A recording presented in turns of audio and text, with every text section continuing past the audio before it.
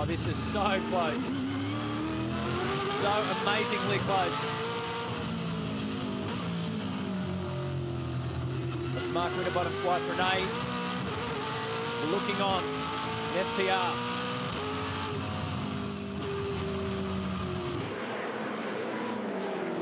A 26-year-old versus a 25-year-old, both driving like two experienced campaigners. In a sense, they are. Both got over 50 starts in this category. It's the new generation of V8 supercar driver that you're looking at. And they're having an awesome battle. Lowndes is fighting off Lee Holdsworth behind them. And you've always had the feeling with Holdsworth that once he gets given some room, he's got the car speed to take it up to any fight.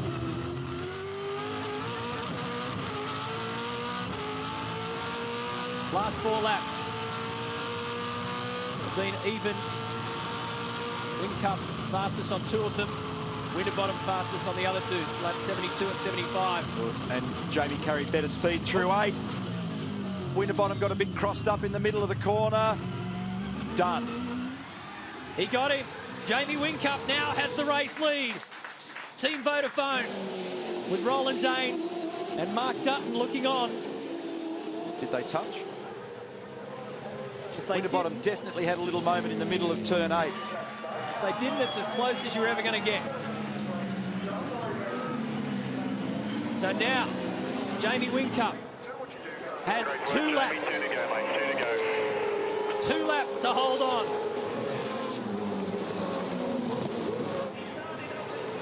Great pace here from Whincup at the end of this race. Tyre conditions obviously very good. Here it is again, looking from outside. Great move down the inside. Did they have a little touch? Yes. There was just a tiny bit of contact there. Here it is again.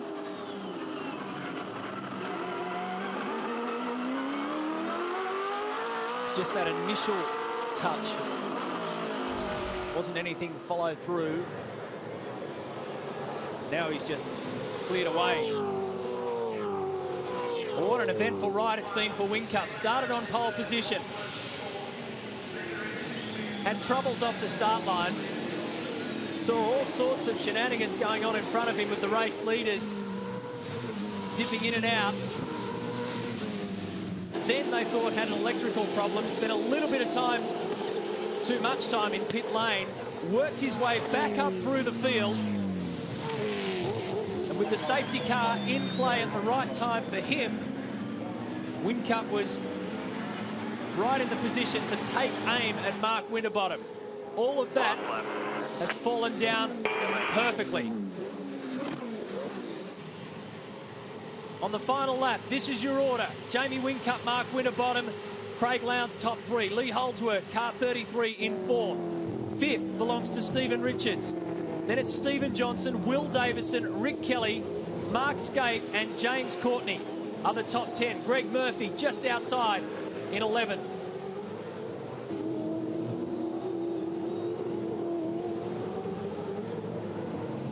A typically consistent performance from FPR. The Team Vodafone have struck just at the right time. The other fella that's done a good job, been just slightly out of the limelight, but Fabian Coulthard, 12th in the 111 Glenford's racing entry, and that's noteworthy as well. It's an X888 car. No mistakes here from Jamie Whincup, and he can wrap up 150 championship points. How's that to start the season? The lights are flashing. The crowd applauding a terrific start to 2008. Jamie Whincup. Nice work, J-Dub, nice work. Awesome driving, mate. Strikes the first blow for Ford. Here we go. Oh, that gap is diminishing big time. 1.9 seconds is the gap. Davison Whincup Where's your money? Where's your money? Come on.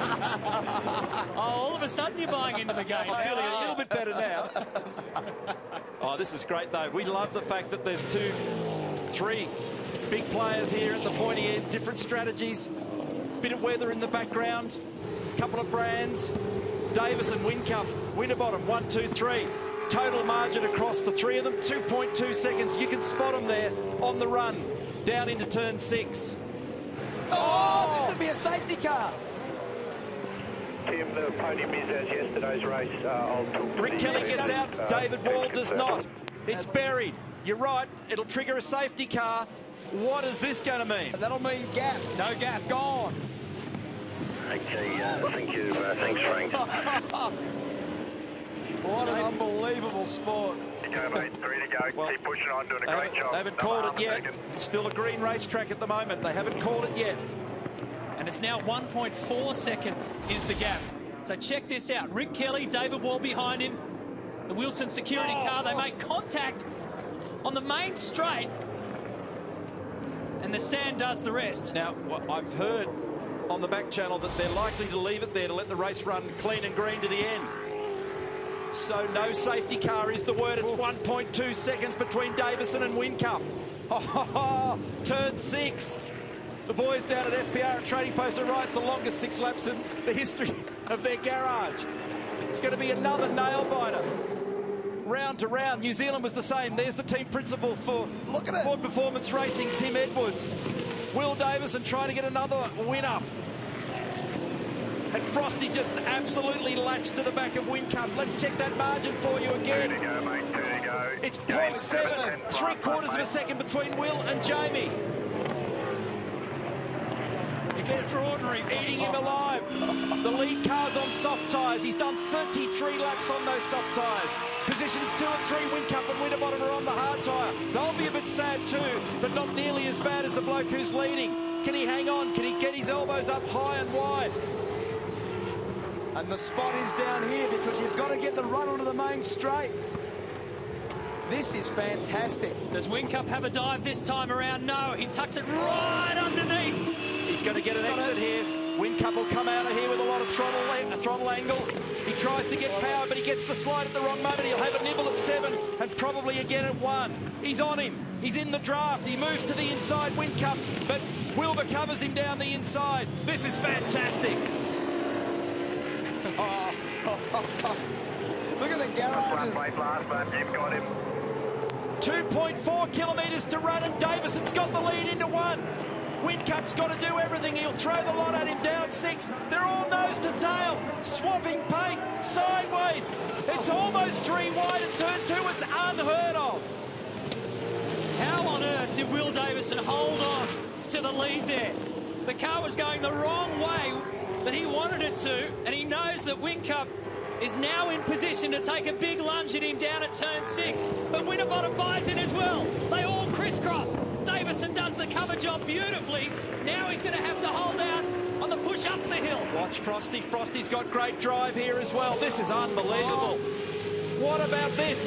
Winterbottom's going to get up the inside, and I reckon Will might hang on here. Get him or have him off, both of them. Get him or have him off was the call. This is an extraordinary drive for Will Davison. You're a legend. Well done. That's as good as it gets. And as tight as it will ever be. 1-2, FPR. Wow, that was fantastic motor racing. As good as I've ever seen. Unbelievable. And how that young bloke made those things survive the duration.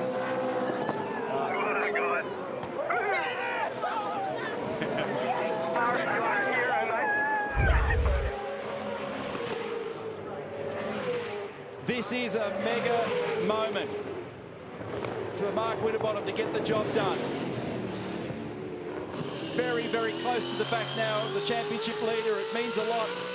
Moves positions on the podium, and importantly for Winterbottom, it would get him a big fistful of points, and he knows it. He qualified down the order in 15th. They've clawed their way back. That was a better run. That was a much better run for Winterbottom because he got out of there clean. He's in the tow. Now Whincup will stay left. He won't be able to move back over to the right-hand side of the road because this will be the time where Winterbottom will pounce. close at the top of the hill. He looks pacey, doesn't he now? Frost can place his car a little more accurately than Jamie at the moment. You notice he was able to put it where he wanted to over the top of the hill at 6. This is a great exchange between these two. 1.9 seconds for Lowndes is the cushion. So he skipped away while these guys are in an arm wrestle. So just that exit drive, the straight exit drive that Mark Larkin was talking about before is very good on the Vodafone car. But the mid-corner speed, the flow, is very good for Winterbottom. Have a look here, turn 1. You see the braking is good. He uses the brake pressure still on the curb, middle of the corner speed good. And then that last little bit of the corner is where Whincup sneaks away. See how hungry they can be across turn 2 and turn 3. Now this is the spot. You can't bump the curb on the left and you've got to get out of here nicely. Very nice gear change that time. Got out of there a little bit further with less wheel spin. Anytime you sight the tyre there and burst the car into wheel spin, it's hard to get your hands off the steering wheel, catch the slide and make the gear change. That's Campbell Little.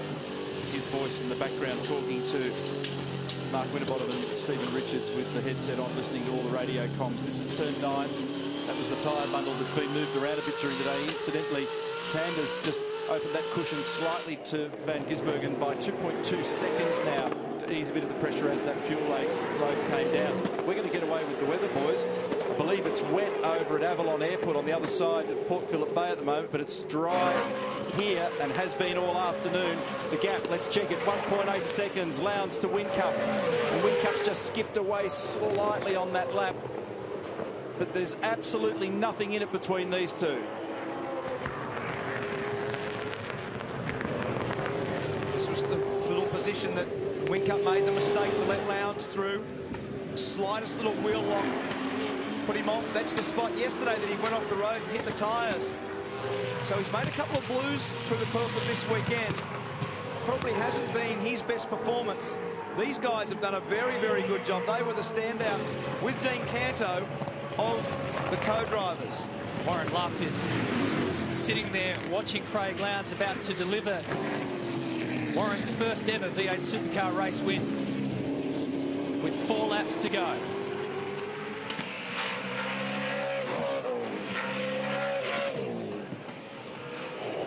Very impressive drives from these guys to run as hard as they have through 2 loads of fuel, 2 sets of tyres, and to be wringing the necks of these cars to this extent, lap after lap after lap. It's one of the best displays of driving and the way the teams have presented their cars that are fast and consistent, reliable, as Mark Larkin pointed out early. This is very, very impressive. So we're on 159 out of 161. In 3 weeks' time, we'll be doing the same number around Mount Panorama, but twice the distance. Oh, you got it. That's better. That's better. Still, the exit not quite as good as the Vodafone Commodore. I tell you what's interesting is the FPR cars very strong over the curbs, and traditionally that's been the domain of the Vodafone boys. They've been very good in that area. But it looks as though, to me, around this track, at least this weekend, the boys in Ford Performance Racing are at least equal to or better than. Look how close. This is a go. This is a chance. And down there they've hit. They run into each other. He's pushed Whincup off, and down the inside goes Winterbottom. That was a very bold move, and you just saw Tim Edwards say, "What do you reckon, guys? Is he up there far enough, or should he give the spot back?" We'll show you that again. That was a very, very aggressive move. Should be 2 to go, mate. 2 to go. Eyes forward. That's obviously one way to do it. Here we go. So down there, just see where they hit. Well, that's right at the B pillar. That's right at the point we've always determined where the peripheral vision for the driver is. The pace was here. He did a really good job across the top of the hill. He made ground down into Dandenong Road, and he dived. And then all of a sudden, contact, Whincup off, and off the road he goes. Now, there's not much in that. I can't see there being any action over it. But you can see the move was done, and that's the reaction after the contact with the FPR guys. Watch Tim Edwards. What do you reckon? So he says, what do you reckon? Press on.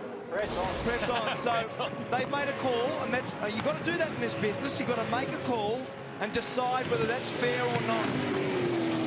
2 seconds is the gap. Lowndes to Winterbottom. 3 hours and 18 minutes worth of racing, so we're on target for a new race record in the Sandown 500. Smiles for Warren Luff. This will be his first ever career victory after 112 races. He did a super job for Craig Lowndes and Team Vodafone. They started from 6th. When you won it with Lowndes last year at Phillip Island, Scafie, you also started from 6th position.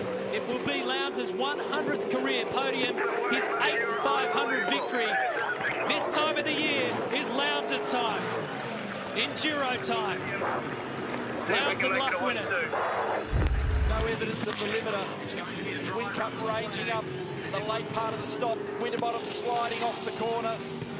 Whincup's thing not too bad on the direction change, and just as I said it, he drops it onto the gravel.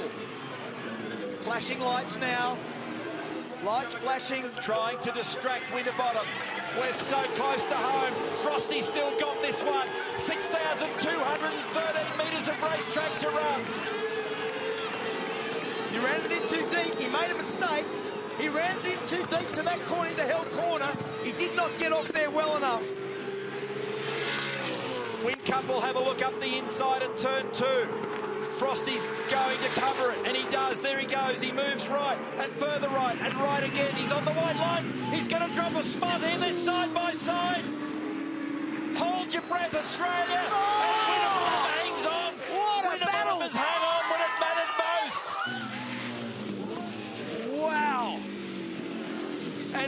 And Frosty has had the big fight here, and he went punch for punch, and he's forced Whincup into a position where he's had the big slide the moment. He's lost momentum. Dumbrell is gutted. He's gutted. That's the move. That's done it. That was the race-winning edge for Winterbottom. Fight and fight and fight till there's no fight left. Wow. That was as brave and as wild as we've ever seen in this sport. It was a hell of a move from Whincup to try and go up the outside there.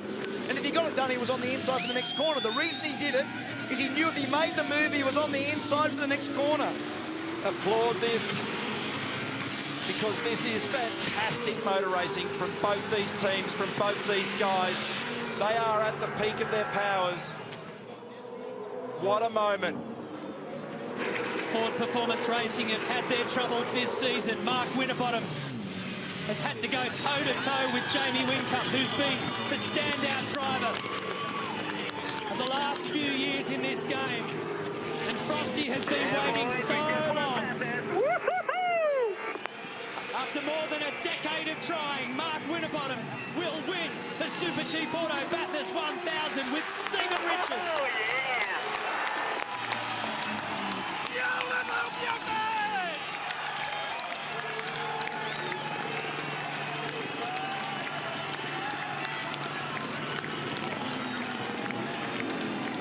Whincup and Dumbrell second, Craig Lowndes and Warren Luff third. That's the moment that Mark Winterbottom has been working towards his entire racing career. He had a shallower exit line. He was in the power harder earlier. He'll have a look. Jamie will know it. He'll sense the colours. He'll see him in the mirrors. And he's right on the braking limit. Whincup, there's nothing left under brakes with that car. And in fact, he's sliding through 5. And Mark Winterbottom will have a perfect bird's eye view of that. You'll see the oversteer in the preceding car, and he'll be thinking right now where he can best pull a surgical move, and he's running out of laps. He's got to press hard. And what Winterbottom will be thinking of is the previous race meeting when Coulthard dived him at the end. He needs to throw this car down the inside of Whincup at 5 or into the hairpin at 8. And he's got a good run here. You can't make the move, but you've got to be close when you come out of 4. This is fantastic. Last lap. And it's a classic Holden versus Ford battle. And he'll be lamenting getting tangled up with his teammate, Mark Winterbottom. So round turn 4. Whincup. So here comes an opportunity. He's got it, and Jamie knows it. He covers. Can only move once in the rules if he wants to cover.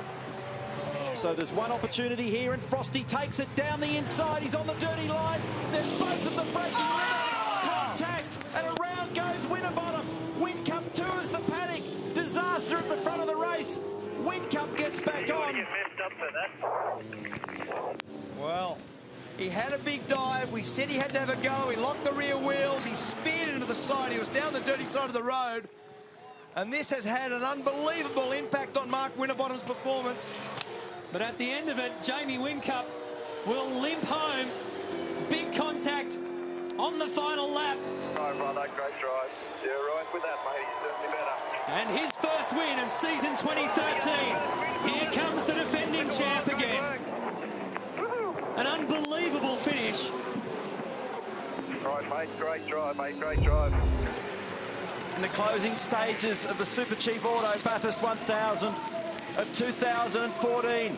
And this is high stakes poker. Mark Winterbottom leads the field. From Jamie Whincup, from Craig Lowndes, from Chaz Mostert, from Will Davison, from Rick Kelly, James Moffat, Andre Heimgartner, Todd Kelly and Nick Percat. That's your 10. But the focus is going to be on these first 4 or 5 heavyweights. They are playing for keeps here. They're playing for the greatest prize in Australian motorsport. And 300 points. 2 of them are fuel compromised. We think inverteds. And the others have released themselves from that problem. But what have they all got? What's their tyre condition? What is the balance of the cars? The track will be coming to them. The shade is now appearing in various places around this racetrack, so it's going to be quick. And this is an unbelievable arm wrestle between 2 old foes, Winterbottom and Whincup at the top of the mountain. This was the battle last year. Factory Ford versus Factory Holden. Whincup versus Winterbottom. They're currently leading the same circumstance we saw last year. Oh, massive moment Huge for Lowndes. moment for Lowndes. He was right out and almost crashed there. Mostert right up behind him. That was absolutely out of control. 220 kilometres an hour in rallycross mode. Lowndes nearly binned that on the exit of McPhillamy. He wrestles it back and it's loose at the rear. They've not been good on their restarts on several occasions in car 888. That was a move there for James Moffat, a critical one. He puts a move on Will Davison. It's a little air gap now for Winterbottom. What have they got in reserve? Do they have enough fuel? 300 kilometres an hour. Frosty's trying to go back to back. Whincup's done it before. They've got a little gap over Lowndes, who frightened everybody up at the top. Todd Kelly, he's in a battle there. Look at this. Here comes Whincup down the inside. He's got the thing chirping on the rear brake. And Whincup goes to the lead. They're on for the crisscross. Jamie Whincup is the leader of the race. It's now Holden from Ford as they roar down towards turn number 1. There's absolutely nothing in it. And Lowndes has got a sniff. Has made contact with Frosty. Mostert's gone a second. Frosty's out of business. There's going to be emotion attached to this one. That is going to erupt in an absolute brawl in this paddock. Unbelievable circumstances to close out this race, and it is not done yet. Van Gisbergen is back in the motor race. What a great thing to see. Now, Lowndes didn't mean to turn him around then. Whincup got wide. Winterbottom got wide. Had too much wheel spin. When he was rejoining, it was just slightly slower, and Lowndes caught the back. Oh, spin for Perkins late. We've seen so much action up here at the cutting over the weekend. And Jack Perkins, who was going so well. Let's have a look at the replay. So a massive dive. Down the inside goes Whincup. Gets it done. The crisscross for Winterbottom. He tries to get back there. He can't. He moves it over, he shifts across, he then shifts back. He wants to optimise his line to get onto Mountain Straight. He turns it in. Mark Winterbottom makes a mistake. He gets wide. And Lowndes, who was on a run, he wanted to get the run. He'll be caught for that. He's a big chance for a penalty, Craig Lowndes, for that one. He's a big chance for a penalty. And you can see how frustrated they are inside the garage at Ford Performance Racing.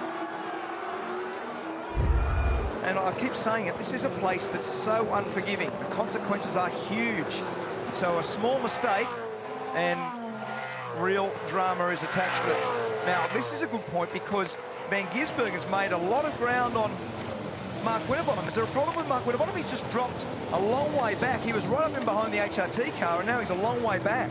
Well, Gizzy has actually sprinted away a little from Garth as well, so it might be the way the tyre pressures have been set on Shane's car, or it might be an anti-roll bar adjustment front and rear, or it might just be meeting the driver's eye, but whatever.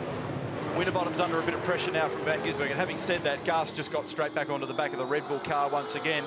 But remember that if we have a situation where Van Gisbergen finishes in any of the top 5 spots, he's safely home regardless of what happens. If he's not, which is right where he sits at the moment in 6th position, it bats on until tomorrow. So he's got to go to bed tonight with his head on the pillow with more than 150 points margin over Jamie Whincup. Right now, that doesn't exist. That would allow him to enjoy tomorrow and take the stress out of this championship battle. It's been an epic battle this year between two very, very competitive young men, and the way that Van Gisbergen's applied himself is a real credit to his campaign this season. Rusty?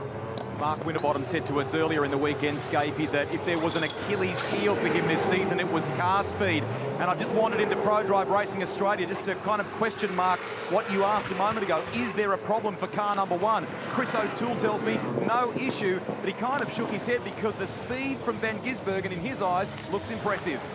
He's having a sniff down the inside at 9. The gap is narrowed, and he's turned around Winterbottom. Oh, Frosty didn't fully rotate. Now, he's got to be so careful for McPherson. He understands the risk of this. They're swamping Van Gisbergen. He's disappearing down the field at the moment, and the last thing the Kiwi needs is a penalty. So the gap diminished on the braking run into turn 9. Now he's got all kinds of trouble. He's got Rick Kelly, Chaz Mostert, Nick Percat. There are people all over him at the moment, and Van Gisbergen has gone down the order. He's got a bit of panic going to stay on the lead lap. A lot of damage to the front of the Bottle Falcon. As you can see there, well. And so there's a point where you send it. Standard protocol in the business is don't drop the lap or you never get it back. So even if it's wounded, send it. So they've got it sorted out. Here's the replay. So down the inside on the shallow side, eventually Frosty's got to turn in. That was one of those awkward moments. That's where the damage occurred. Is there damage to the right-hand rear of Van Gisbergen's too? Because that hit quite hard. When he come by, here's the replay, so he gets down. Here we go. Car 97. A penalty for car 97. The race director, Tim Schenken, has just called on the race management channel that there'll be a penalty as a result of this clumsy move. He's going to put Frosty up in 4th, is it? I think. Will he get out in front of Cam? Yeah, I think he might, but he might be vulnerable. No, he won't. So he might be vulnerable when they get up to the top of turn 4, and he still could be, because he'll have Whincup looking to try and do exactly what he did to his teammate a lap earlier. So he has a sniff. Frosty knows he's there and just moves it to the right of the road ever so slightly. So this is a pretty wild battle pack, and look at this, down the inside goes Jamie, and he tags him. He's tagged him and turned him. Oh. 180-degree spin for Winterbottom at turn 5. Whincup will be in a bit of strife for that one, I think. We need to see another view just to see how far he got up there. Brendan Hogan, engineer, new partnership. He crisscrossed him, and he went for the shallow dive at turn 5, Jamie Whincup. He was going to dive at the right-hander, and then he chose to go down to the left. Now, Frosty wouldn't know where he is. Now, does Frosty turn right in? No, he doesn't turn right in.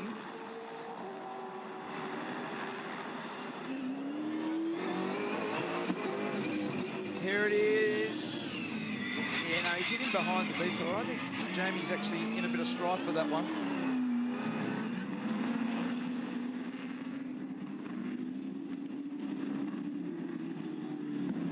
It looks better from that angle. It looks like he's further up. All the different angles. There might be one that ends up being looked at later. Interesting, both 5 and 88, both getting bad sportsmanship flags, both at a time when you've got other things to worry about for overusing the curb at turn 2. So here we are on board with Frosty. He rotates. He's lucky he didn't get cleaned up by someone who's exiting a blind corner there.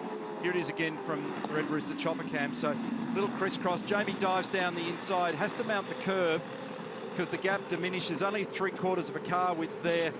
and we stop it. I mean, he's right in the middle of the car. Very difficult to call those, and it depends on which side you're on. You know, if you're in one squad, you've got a polarised view, and the same on the other side as well. This is two top-level supercar drivers and teams at their supreme best. Nothing in it. It's now 0.5 of a second. He's reeling him in millimetre by millimetre. Van Gisbergen's got the lock on, and he is right now under the rear wing of this car. No wheel spin on exit, out of there in first gear. Anti-roll bar tweak. Bias change for the brakes. Turn 10. What's it like on the direction change? Pauses on the throttle. Progresses it gently. He's in fifth gear. Another little roll bar change. Another brake change. Another gear change. Sizer up for turn 1. He is one busy race driver out there at the moment. Turning in from 255 kilometres an hour. Hovering around 200. He's got to pull all the pace of it when he gets down to turn 4 to just 95 kilometres an hour. Waters uses the exit curve out of turn 4. He's hunting for the last millimetres at the joint. And looking ahead, that car's very good. That car of Cam Waters, the Monster Mustang, is very good. But he made a mistake right there a couple of laps ago. Yep. And that incentivised Van Gisbergen big time. He cannot afford another little glitch. It is exactly 0.45 of a second. And they're all crossed up, and he's run wide again. He's under pressure. He may hand the lead to Van Gisbergen.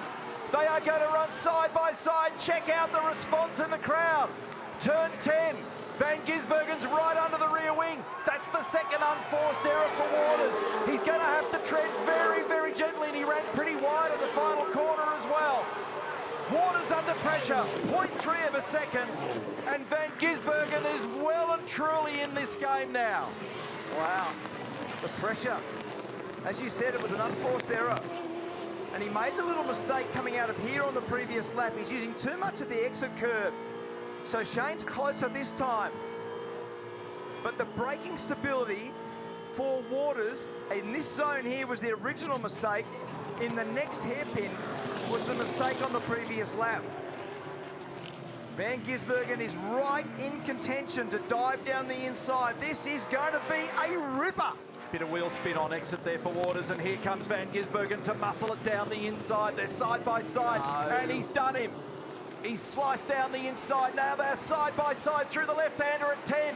How do they resolve this? Is there space given? There's only a couple of they've touched at 11. And Van Gisbergen lifts the throttle and gives him a breather. So that could have ended up in a plane crash at Pukekohe, but they got away with it. Shane Van Gisbergen, absolute credit to you, sir. You could have caused the biggest shunt we've ever seen at Pukekohe just then.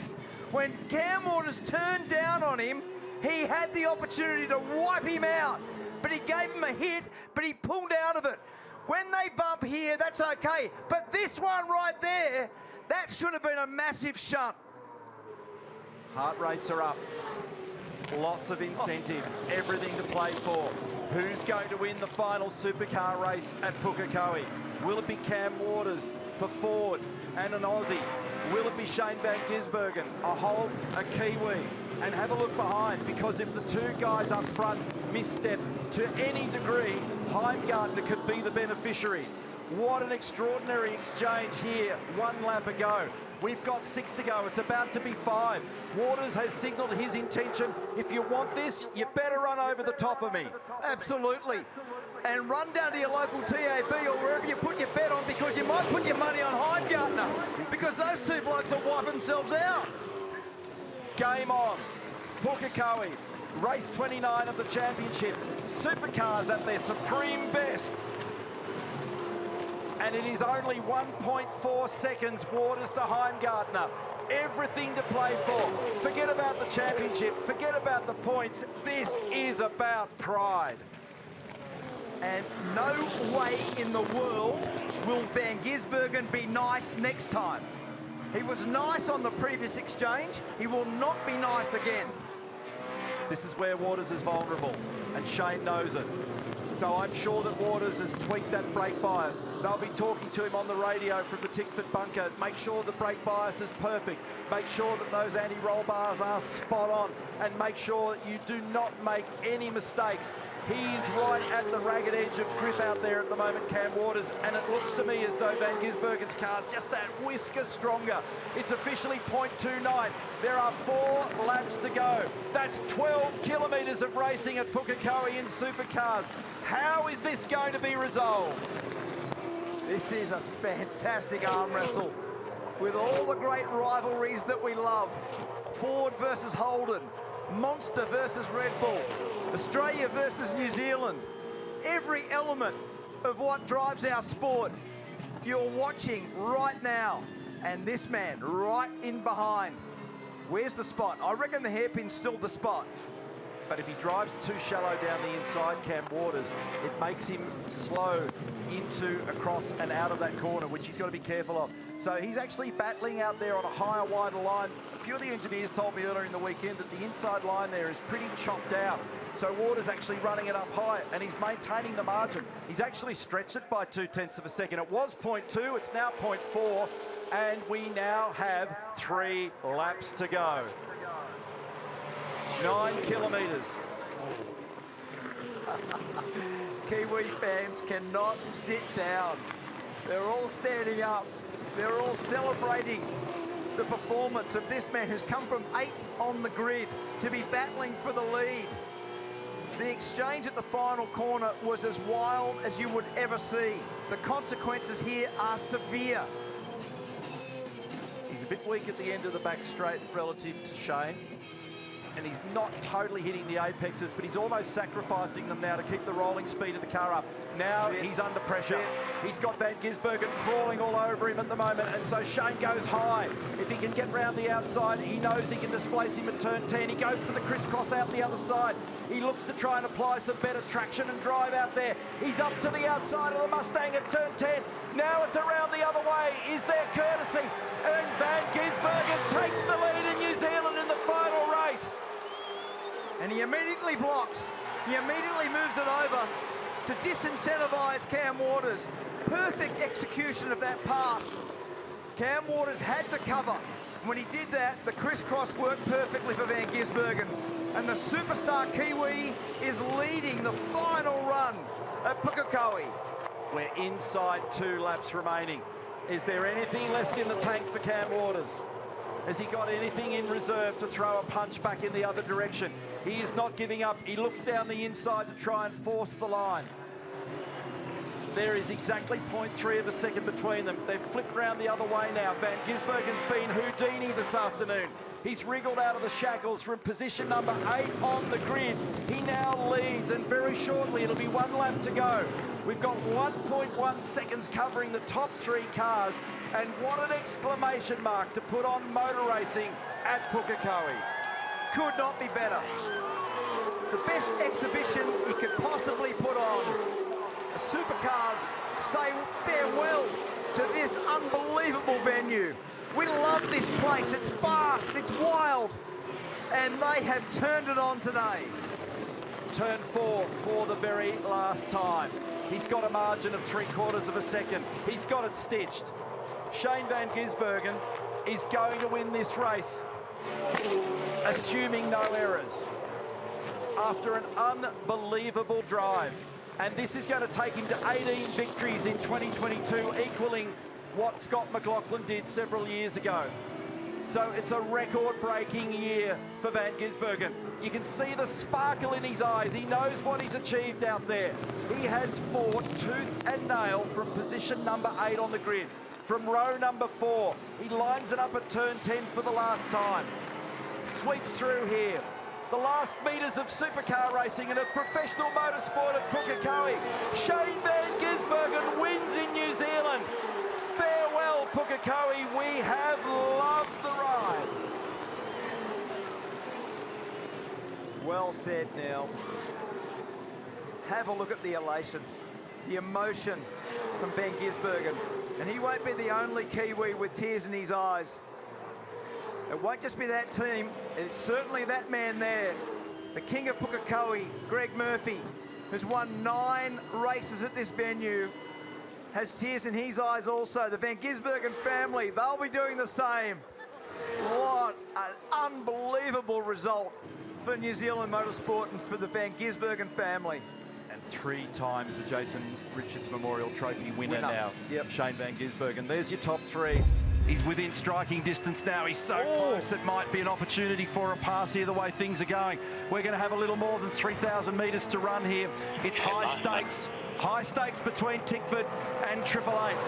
Waters in search of a victory for the first one since Townsville last year. And Van Gisbergen wanting to continue that form and assert himself even further in the lead. And he chases him up the hill into turn 3. Can he get by? He's right on him, a nail biter down the hill now into turn 4. There's only a car length between them. Massive pressure on Cam Waters, who cannot afford a misstep, particularly up here, as Mark Scaife suggested, into turn 7. This is the exit of 5. Here comes the curb at 6. Bang, over the top of it. Vulnerability right here, and Van Gisbergen knows it, and he shoves the nose up the inside, but it's not quite enough.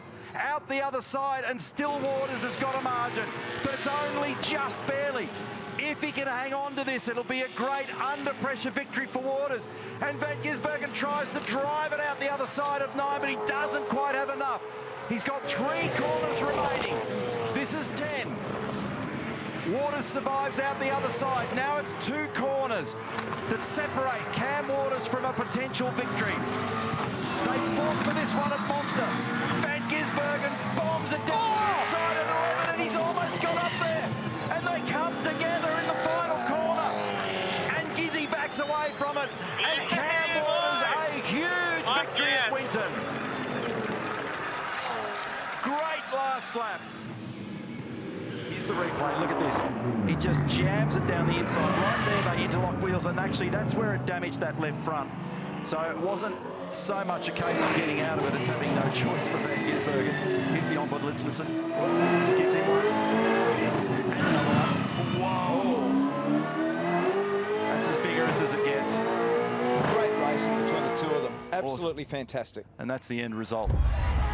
This is worth a fight for these guys. For the fellow that we're looking at, he's our championship leader, and he's been slowly but surely extending his championship lead. For Thomas Randall, last podium for him was in Adelaide at the back end of last year, so he's not had one so far this season. He'd be pretty keen to get some glory this afternoon, and he's going to fight for it. He doesn't. Oh, the 2 of them make awkward contact down the bottom there, and a lock up for Will. That could hurt those tyres. He had to really squeeze the brake in order to be able to deal with that. So this will fire up now as they make their run down towards the bottom. Randall covers down the inside, makes Brown go the long way down here in the final corner, and Will be looking to try, and he's given him a little nudge, and that might actually end up raising the eyebrows up in race control, because that looked like nose-to-tail contact. Now, for sure Thomas was blocking him, but there was absolutely nose-to-tail contact there, and ended up escorting him off the road. The damage on the back of the car you can see. Andrew Edwards was engineered for the champion last year in engineer last year with Shane Van Gisbergen, is what I'm trying to say. Yeah, so this is an awkward one. Trying to do 2 things at once here. Study this incident, and it does look like a pretty classic nose to tail. Fastest car again on the last lap was David Reynolds.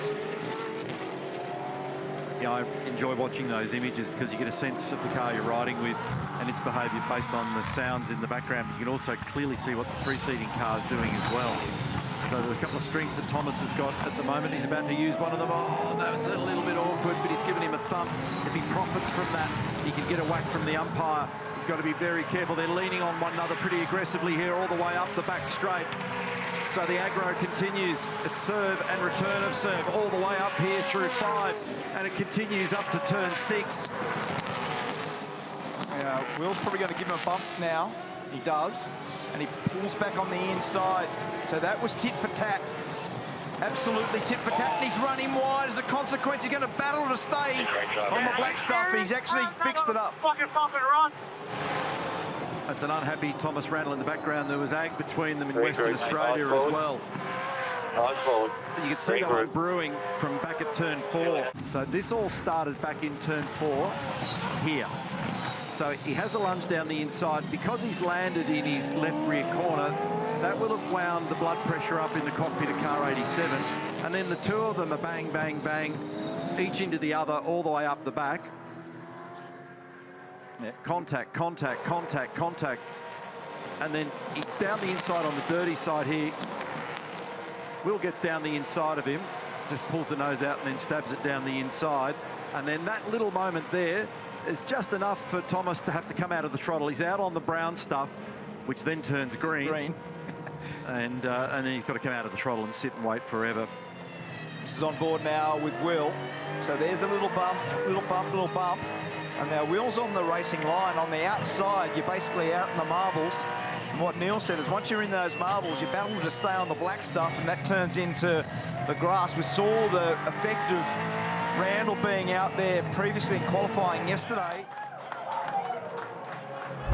It's having the effect of drawing Thomas Randall.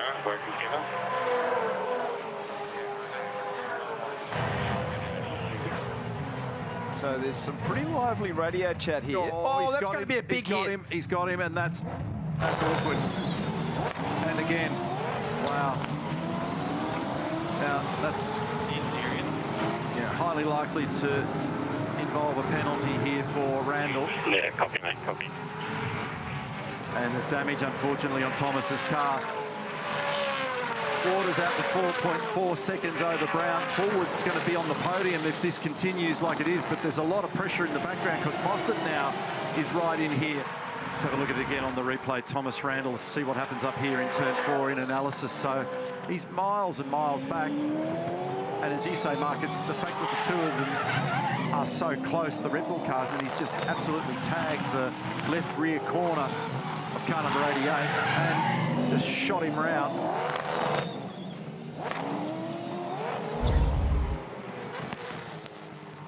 He's having a think about it. He's having a lunge. Goes for a gulp of fresh air once again. 4 laps to go, 0.2 of a second. There's nothing in it. He carries pace into turn 1. And he's got the slide going, Cam Waters. He's looking for a double victory. If you're Brock Feeney, you're looking for your first podium at Sydney Motorsport Park and redemption from a tough night last night. So, hi, mate, I'm here. Rat-a-tat-tat. Yep, I'm Cam Waters, and I'm right on the rear bumper. So, huge pressure through turn 3. Brock will be well and truly aware of the pressure of now. The lunge comes down the inside, and there is contact between the two. What a disaster. So Waters has gone down the inside and barreled into the side. And Will Brown could end up being the beneficiary because Waters is redressing. What a catastrophic end to the race. With only 4 laps to go.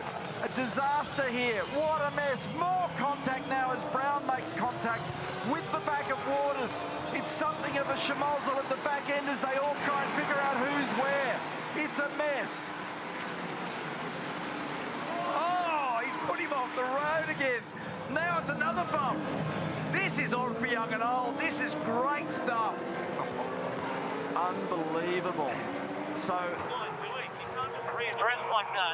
is Waters going to get away with that, or is he going to get a slap from the umpire? We're right at the sharp end of this race. All of the drivers have lit up on the radio. They've all got a point of view. But what we've got at the moment is an unbelievable situation where there's a gigantic question mark hanging over the top of Cam Waters. All of a sudden, you've got 2 Red Bull cars either side of the monster car, 3 laps to go, nothing between them, and the blood is up in every direction. Absolutely, and all the chat over the radio is you can't just redress like that. So there's going to be 2 schools of thought. Down the inside was Cam Waters at turn 4. They made contact, then Feeney went off the road. Straight away, Waters backed it off, parked on the left-hand side of the road and let him go by. But it wasn't him, it was his teammate, Will Brown. So the 2 cars then got caught up. So, Feeney leads from Waters, leads from Brown. There will be a lot of discussion about this afterwards. There'll be furrowed brows in race control as they try to unpack this one. And right at the moment, Brock Feeney's got the ascendancy in this car race, but there's a gigantic question over what happened back there. That's 0.2 of a second. What an unbelievable scenario watching that. And incident noted. It sure was, by hundreds of thousands of people. Yeah. So that has got everybody thinking. And I'm not sure that Cam will get away with that one. But a great motor race. So a thriller to be able to get back up into the teeth of this battle. But that big dive down the inside and resulting in the contact. We've got 2 to go. I've got no doubt that race control will look at this one after the fact. They'll be unpacking data and vision as we speak. Feeney leads, 0.1 of a second. And Waters has dropped that right rear off the edge of the sawtooth curve down there and only just barely wrestled it back on. He's not surrendering here. He's having another attack. We've only got 6 kilometres of racing to go and he starts to range up on the outside. There is nothing in it. It's a feeler gauge margin between first and second. It's another dive that he's thinking about down the inside here at turn 4. He thought about it, but this time decides to back away. But here comes Brown. He has a lunge down the inside as well. Forces the issue at turn 5 and there's nothing in it here. Will's up the inside and he'll continue with this all the way down to turn 6. They're chasing each other all over the road. And does he squeeze by? I think he's going to get him by the time they get to Corporate Hill. No, he didn't get the drive out of there, Brown. Waters clinging to second place by his fingernail. So Waters thinks he hasn't done anything wrong and he's just trying to get Feeney. But Brown's playing into the game. So Brown doing that manoeuvre at turn 5 and then pushing him wide down to turn 6 has taken the heat off Feeney for half a lap. Meantime, have a look behind. Mostert and Payne are right there in 4th and 5th. It's going to be a 5-way battle. No investigation necessary between 6-1 and 88. So there's been a call. A call from the umpire. It is game on. So that'll set the tone. It's on. It's on. Gloves off. Yeah. So we've got 1 lap to go. 3.91 kilometres. Feeney, Waters, Brown, Mostert and Payne in 5th position. There is only 2.5 seconds across the top 5 cars in the field. And our umpire has said no investigation necessary. So what you see is what you get. Is Waters going to be able to do anything? Brown's tucked right in behind him, and Brock Feeney might get not only his first podium, but victory at Sydney Motorsport Park. What an unbelievable race. We've argued for years that we should let this stuff play out on the track. And this is what has happened in terms of the play between these two teams. And the way that Will Brown was able to get involved in that, it actually helped Feeney massively. Waters runs into 6. He's only got 2 spots now. He's got over the hill and into turn 8. He's not close enough to put a move on here, but he does come off turn 8 better than Feeney. Can he fire down at the Mostert spot and get into the last corner on the inside? They're wearing each other's cars at the moment through turn 8 for the very last time. Brock Feeney is our leader. It will be a desperate lunge by Waters when they get up to the final couple of corners. There is nothing in it. And he gets right onto the rear bumper again and tries to get up the inside. It's going to be on, it's going to be on, it's going to be on. He goes down the inside. This is an extraordinary conclusion to this motor race. I think that Feeney might just hang on. What an absolute rip of the race. But he's coming down there. Oh my goodness, it's been a change.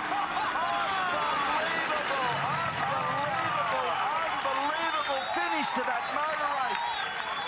I am blown away. I am blown away by what I have just seen. Oh my goodness me. By the margin of 0.030. I would not have thought that was possible at the last corner. No way. Absolutely no way. How's the side draft? And even the bump, Will Brown gave him a bump, pushed him wide, and then he come up there so straight. We played hard mode today, mate. We played hard mode, but we still got it. That is a remarkable finish. I love this game when it's like that. That was just absolutely incredible. Never gave up. That's taken that breath away. Unbelievable. Well done, Cam Waters. 2 from 2. First of all, I thought he was going to get a smack on the head from the umpire. That didn't happen. And that last cut, I knew this was going to happen down here in those last couple of corners, giving him a tickle up. And then Will's there as well. But I thought at this stage that was it. But the benefit of the side draft, you called it a moment ago, I thought, okay, Feeney might get there. And at this point, He just scoots down the inside and snatches victory. Oh my goodness me. That has blown my brain. Oh my God. How is that? That's a cool dead set finish. Lightning McQueen finish, that one. Watch this. This will be the reaction. Yeah. Yes. Simon Brookhart, Sam Potter, the men and women. Rod Nash is like, oh my goodness. Get the security guard. That's seriously, that is one of the best motor races of all time.